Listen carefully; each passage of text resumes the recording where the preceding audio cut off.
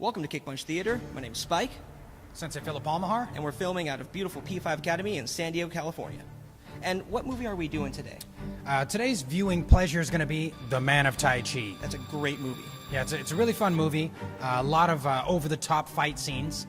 So we're pretty excited to put this one together for you. This movie was created by Keanu Reeves. It's his passion project, right? Yeah, passion project. He's the writer and director, as well as the co-star of the film. I know, and he plays a great villain in this. He actually does, and it also makes him look really tall because he's usually fighting Asian, so Oh, yeah. it's good for you on that, as opposed to Mr. Smith, who's also a pretty tall guy. He is. Yep, so it stars Keanu Reeves as the secondary character, but the main character is not a well-known individual.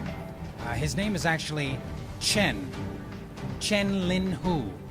And in the film, they got really unique and decided to call him Chen, as in Tiger Chen. Yeah. So they use his real name. In the movie, he's Tiger Hu Chen, and in real world, he's Chen Lin Hu. Yeah, they're going kind of a Jackie Chan route with him. Yeah, you know, Jackie. Jackie with a Y, Jackie with an IE, it doesn't matter.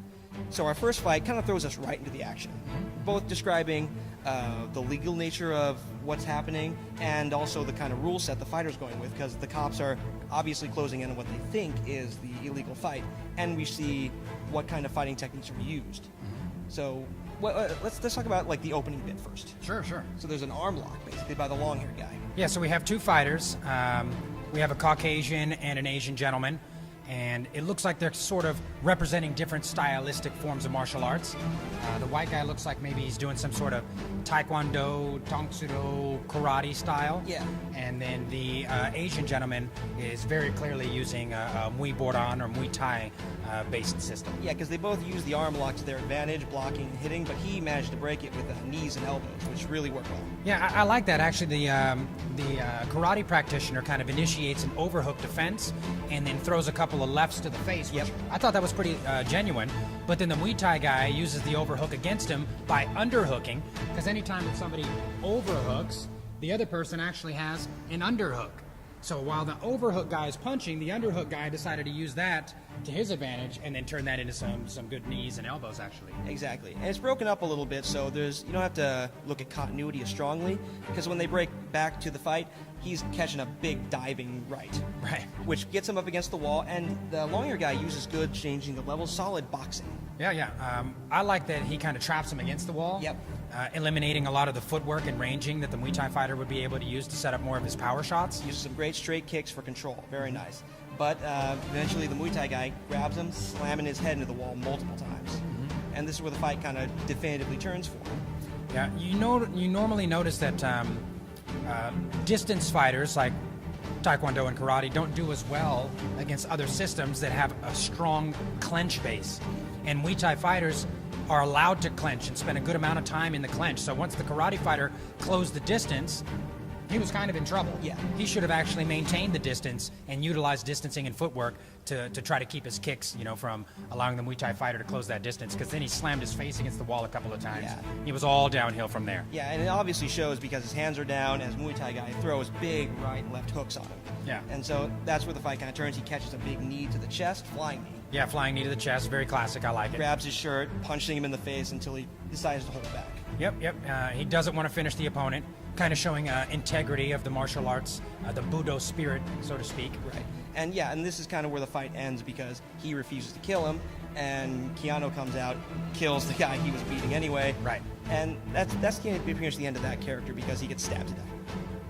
Yeah, we don't know at the time that it's Keanu when he walks out, but very shortly thereafter we do. Yeah. Then we realize he's probably the antagonist of the entire story. And that further goes to communicate what kind of person Keanu is and how he handles these underground fights. Mm-hmm. And now that takes us to our main character, Tiger Chen. So after we introduce Tiger Chen, going through his daily routine, we kind of transition to him going to this first tournament. And he's already being watched by Keanu Reeves in his very, I want to say ostentatious, ominous-looking living room. Yeah, because he's got his old man who never speaks behind him for some reason. So basically, he's fighting. What's the style of this guy? Yeah, so I like the tournament format that they have here. It's kind of a cool tournament. Oh, yeah. Number one, it seems kind of weak because we're watching it in contrast to life and death matches with no rules. Right. But the truth of the matter is, the tournament that he's fighting in is pretty intense. It is. Because they're not wearing mouth guards, Nope. they have no pads on, they're fighting bare-knuckled, and they're allowed to pretty much hit each other however they want. Yeah. There's only very small rules that are not that far off from today's mixed martial arts community. Right. No strikes to the back of the head, no groin shots, things like that. Don't no break their biting. joints. Yeah, so, man, those are pretty intense competition fights, to be honest with you, even though they tone it down in the movie. Yeah. So you mentioned that this guy is a Hung Gar. Yeah, the first opponent that he fights is clearly representing the Hung Gar system of Chinese Kung Fu. And you see a lot in the old Kung Fu movies where systems are pitted against each other, especially in the second Ip Man, where Sammo Hung represents the Hung Gar school in Hong Kong and has that tabletop challenge match with Ip Man representing Wing Chun. Yeah, and some of these fights do have some really cool, like old-style zoom-in kung fu fight cinematography I really like. Yeah. So, and it does show because the Hung Gar is a lot more direct, and Tiger Chen is redirecting that for the first series of engagements until he commits both his arms to kind of a high-line defense. Hung Gar guy just shoots in for a low-line punch. Really effective, and it looks really legit. Yeah, and what we're seeing here, and this is kind of the whole theme of the movie, is the transition of our main character from becoming an honorable sports fighter representing the spiritual lineage of his martial arts to becoming an actual fighter, maybe even a killer. I know, it's very intense, and I like that because you see this progression from him having a very flowing style to him charging in, more like a boxer or something. Yeah, coming in with a real hard style towards the end of the series. Right, so after the Hung Gar guy gets a shot in, now he's doing more intense trapping, though, because he'll do the same redirection, but then he'll make an opening and strike. And several times he does this, landing multiple lighter hits. Yeah. I think that what they're showing here is the Tai Chi's adaptability to his opponent's aggression. And as the opponent's aggression increases, Tai Chi's response increases correspondingly. It's great flow. So eventually, Tiger Chen catches a kick, and this is where the cinematography gets a little weak, a little more American, because he throws him, and you hear a hit, but you never see it. Yeah, so they cut on the hit, which Jackie Chan always says bothers him a lot about American movies. Yeah, so that was a little weak, but there's not a lot of that weakness in this movie. That's true. So that's why it stands out. And eventually he gets back up, he starts doing more of those traps to hits, and he catches his arm. And then he does this kind of weird maneuver where he spins around, grabs the ankle, and picks him up. Yeah, it's a unique movement, and it does have applicability in the real world. But I'm going to be honest with you, Hung Gar is a rooted system, meaning that they spend a lot of time connecting to the ground and having a solid stance, more so than a lot of other systems that focus on movement and footwork. So to be able to unbalance him with your arm like that, I don't think that little Tiger Chen would have been able to do it. But it's still an effective and useful move, in the reality of martial arts. Right. So like you said, there's no absolutes. Maybe he could tell in that moment that he wasn't properly seated. It's possible. So I'm not going to say there's too much BS in that. It's just a little fanciful. Eventually, though, he gets him to some non-committal groundwork, flips him over, and gets the tap with a wrist lock. Yeah, he's kind of got the shoulder isolated, and then he attacks the wrist. And from a Kung Fu standpoint, we really like non-committed groundwork. Yep. As a Jiu-Jitsu black belt, I spent a lot of time doing committed groundwork. Definitely. But committed groundwork is not as effective in a street fight. That being said, he's in a one-on-one sports fight, so it could have been effective.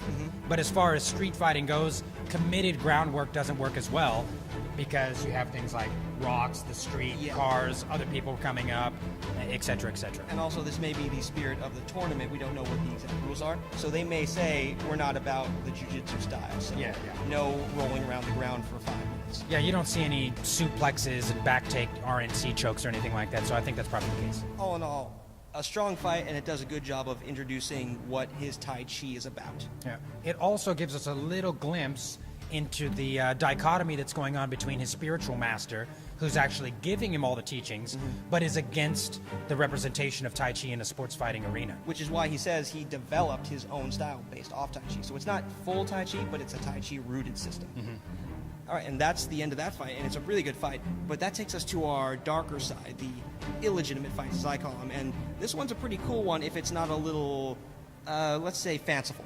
Yeah, this is our first underground fight for Tiger Chen, so we're excited to see what he does when all the rules are taken away. So our first illegitimate fight, Tiger Chen thinks he's going for an interview, but he's actually going for a hard interview.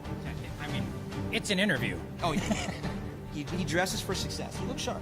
He just doesn't know that he's interviewing to be a fight to the death guy. Right. So he shows up in kind of a weird, empty room. I mean, I'm sure a lot of interview process got to go like this. So he's probably not thinking like, oh, I'm about to fight in a almost to the death tournament. Yeah, I would definitely think something was fishy, especially since the guy that picked me up never spoke Ever. and then flew me out of the country into an empty room. Yeah. At that point, I'd have taken off my tie and just said, you know what, this kind of thing, I'm important. I'm going business casual. Or maybe go with the turtleneck. Go with the classic. The turtleneck, that's right. Yeah, the Steve Jobs. Yeah. You show up Steve Jobs, you know, and That way, at no point you can be like he is, taken from behind and dragged by your tie. yeah, he gets seriously judo thrown by this MMA fighter with his tie. Yeah, and this guy does have a strong MMA grappler background because he's throwing boxing style, but also wants to go to the ground. Yeah, it looks like he's doing a lot of ground fighting techniques, like he's literally going for ground fighting techniques. So Yeah. he's probably a grappler first and a boxer second. And I'm betting, yeah, if you have a tie, the hip toss he does, it looks a little not real, but really, if you have a rope basically around your opponent's neck, Yeah. you can hip toss him like you did. Yeah, it also helps that your opponent had no idea you were there at all.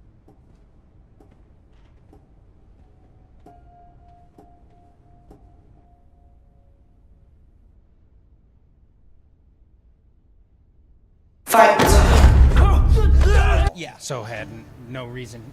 I don't know how he or got into that room. inclination to defend it. How do you get into that room without Yeah, we never saw the door open. There must be like a hidden panel under the ground or just something. like crawled out? Secret door. I don't know. So yeah, eventually, you know, he catches a kick to the face after being dragged around. This guy, he loses the tie once and dives back into grabbing it to drag him some more. Yeah.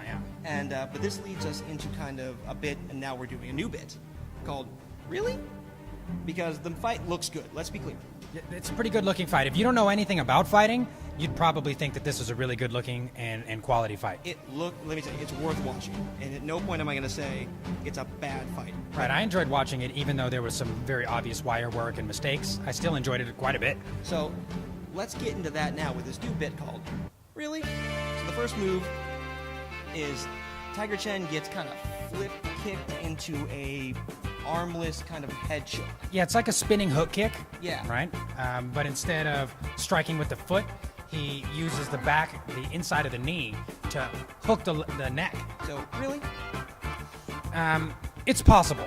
All right, the takedown is possible. The choke defense at the end was garbage.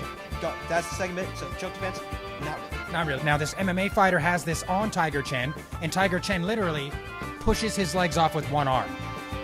I don't know about you, No, that's but I don't know very many men that could even push my two legs off their head with a single arm, and I'm a small man. And I know for sure because I've choked many people with this. In 2012, I won the Pancration State Championships with that choke. And I assure you, he did not push my legs off his head. How about stopping those knees from the clinch just by putting his hands on the hips? That's a possibility.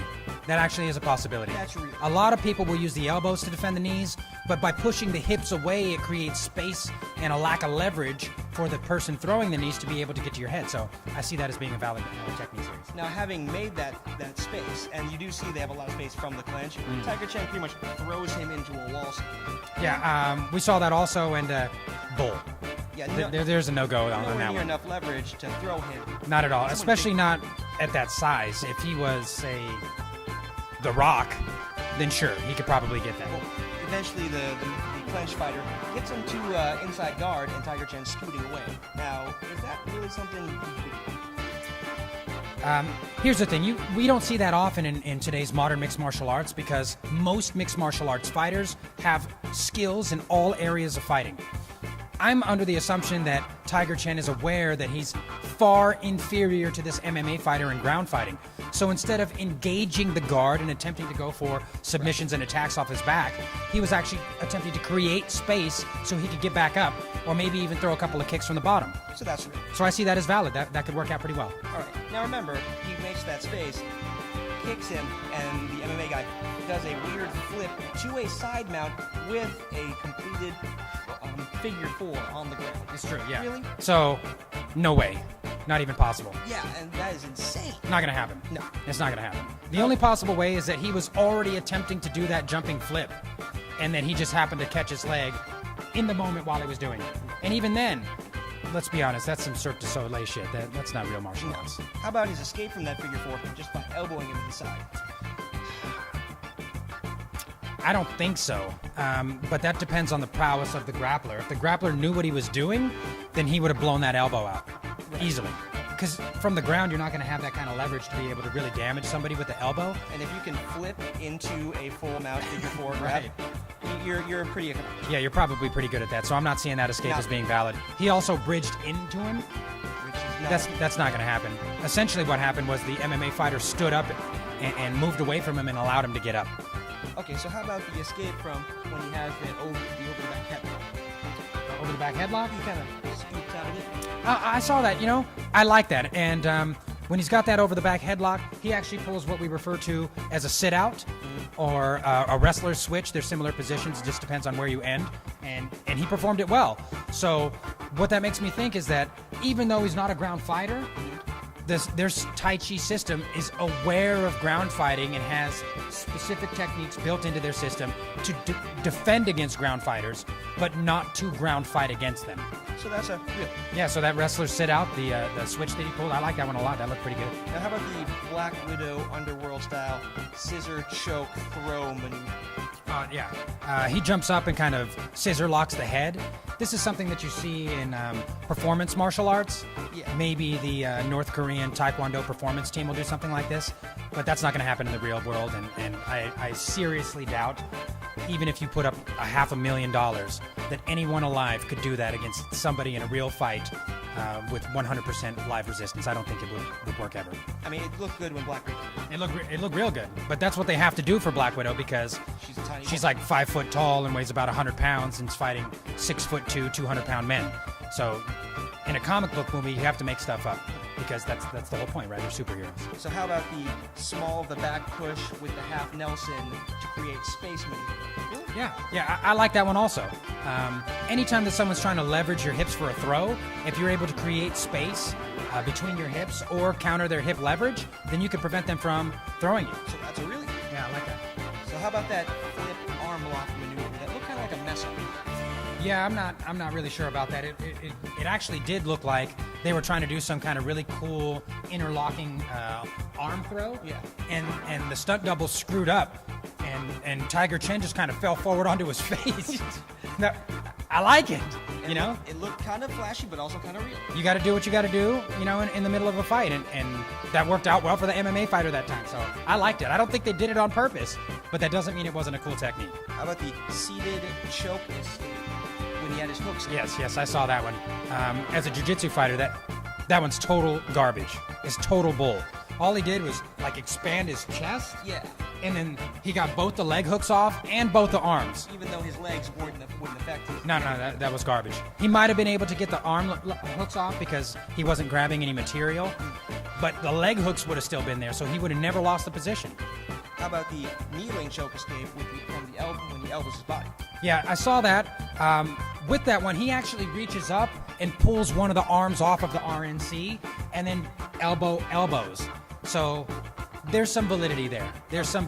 Especially because the MMA fighter at this point, they're going pretty intense. Right. So he might be a little bit tired, You've seen a lot of MMA fights where they're getting the choke and they're able to stay alive by pulling that second arm down. So that's pretty valid. I could see that as working.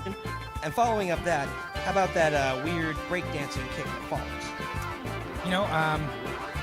I do that a lot, just joking around. Yeah. But it's actually a capoeira kick. So if you had somebody that had some training in capoeira and had utilized these kicks, then there's an absolute possibility that could be an effective and useful kick. That's a really. Yeah, I have a couple of friends here in town that are capoeiristas and have been teaching for a long time, and I have no doubt that they would both be able to perform that in real time. That's awesome to know. How about the leg catch to slide under maneuver that follows? Yeah, I think that was just a fancy thing to put in for the movie. Because really, he doesn't lock the leg. He doesn't do anything with it. He didn't really do anything with it. He didn't get a strike, a takedown, a trip, nothing. But Just pushes him. But he didn't get kicked, so That not works all out. bad. So how about that wall-mounted sprawl? Where he puts his legs up onto the wall. Yeah, I'm down with that. That would work just fine. If someone was running at you with that kind of speed, utilize a cage, utilize the wall, a car, whatever's there. That makes sense. Now, the next one that follows up, the next kind of big really one for me is the spinning him from a choke. So, because I know we talked about this before, it depends on the placement of his hands. Yes. What he did was he kind of had like a front headlock position, and then he twisted the individual all the way around to have his back. And we had looked at this several times, and what we realized is you cannot see Tiger Chen's hand. But if his hand is under the chin, then this technique would absolutely work. If the hand is not under the chin, he wouldn't have leverage to turn the head. So let's assume he knows what he's doing and call it real. Yeah, so I see that as being a valid technique, yes. How about that arm wrench to foot maneuver? Ooh. I remember that when again, a lot of these grappling techniques would only work on somebody that doesn't know anything about grappling. And he knows what he's doing. Tiger Chen has shown that even though he's not a grappler, he's extremely aware of grappling range and ground fighting. So I don't think so. Not with somebody that had that kind of skill level. Maybe some rookie white belt or a low-level blue belt. Or some guy off the street. Some regular Joe off the street, sure. So we'll say not against Tiger Chen. Now, this is one of my favorite ones, the flip to full mount, which you can see him go up more after. Yeah, he kind of pulled like a Michael Jordan where he jumped in the air and then somehow he continued to go up when gravity says you should be coming down. So he flips and then increases his height halfway through the flip. Yeah. So I don't know if he's using some kind of like Tiger Chi to fly there, but he's I don't know. Not there yet. He's there later in the movie. Yeah, so no way. Yeah, that was wire work. I mean, that was a little realistic at first because the grappler, he knows to stay in guard and try to kick at him when he tries to come in. That's why he has to flip, but the weirdness of how he gets to that is weird. Yeah, so it's wire work. But that being said, look it up on YouTube. There's been several mixed martial arts fights where the standing fighter has flipped over the guard player's legs. There's been guys that have done forward jumping backflip gainers over the guard in a real MMA fight. So it's possible, but this was wire work. So let's say really with a caveat. How about the rolling off of him after he has the superior position? That makes no sense at all, and that was just for the viewer. Right. So how about that final choke? Because he rolls him into a pretty interesting looking choke. Yeah, so we were watching that a little bit close, and he rolls into what's known in the jiu-jitsu community as a crucifix position, where you have both arms isolated. But he uses the arm differently than we normally would. Normally, we want to come behind the neck and choke here. He comes over and uses a reverse grip, right? Grabbing his own material. Yeah, so when we first saw that, I wasn't sure if it would work. Then we look closer, and his hand is actually reaching down, and it's either grabbing his belt or his pants or jacket, and he's actually leveraging his grip off his own clothes. So after we saw that grip, I'm thinking, A-OK. That's really.